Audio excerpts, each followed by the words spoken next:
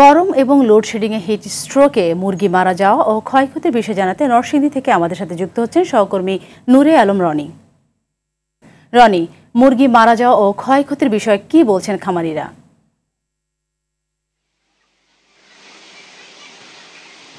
জি সাথী, আপনাকে ধন্যবাদ। আপনি যেমনটা সংবাদে জানাচ্ছিলেন যে নরসিংদীতে কিন্তু তীব্র লোডশেডিং এর কারণে এই ব্যাপক ক্ষতিগ্রস্ত সম্মুখীন হয়েছে পোল্ট্রি শিল্পের খামারিরা। বিশেষ করে নরসিংদীর পলাশ উপজেলার যে তালতুলি, পারুলিয়া এবং ছোট তারগাঁও যে গ্রামগুলো রয়েছে, সেই গ্রামগুলোতে ক্ষুদ্র ক্ষুদ্র যে পোল্ট্রি খামারিগুলো রয়েছে তারা সবচেয়ে বেশি ক্ষতিগ্রস্ত হয়েছে।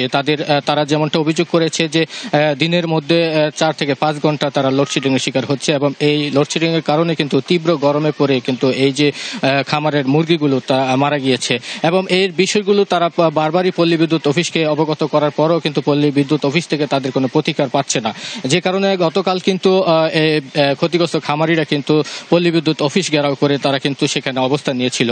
তো এখন পর্যন্ত বলা যায় যে আজকের দিনে লোডশেডিং কিছুটা কম পেয়েছে এখানে এই এলাকায়। আমি এখন যে খামারটিতে অবস্থান করছি এটি ছোট তারগাঁওয়ের যে পোল্ট্রি খামারিটা, এখানে আমরা যেমনটা জেনেছি যে এই খামারিটিতে প্রায় 3,500 মুরগি কিন্তু এই গরমের কারণে কিন্তু মারা গিয়েছে এবং এখানে কিন্তু প্রায় 3 থেকে 4 লাখ টাকা তারা ক্ষতিগ্রস্ত হয়েছে এবং এর পাশাপাশি কিন্তু এই এলাকার আরো অনেক খামারিরা কিন্তু ক্ষতিগ্রস্ত হয়েছে এই তীব্র লোডশেডিং এর কারণে। এবং আমাদের বিদ্যুৎ অফিস কর্তৃপক্ষ যেমনটা জানিয়েছেন যে তাদের যে পর্যাপ্ত সরবরাহ, সেই সরবরাহ না থাকার কারণে কিন্তু তারা এই তাদের যে চাহিদা অনুযায়ী তারা কিন্তু বিদ্যুৎ সরবরাহ করতে পারছে না।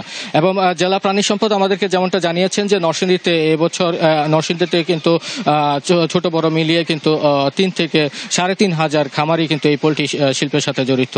তো সাথী, যদি এইরকম অব্যাহত লোডশেডিং থাকে তাহলে কিন্তু তারা বড় ধরনের ক্ষতির সম্মুখীন পড়বে।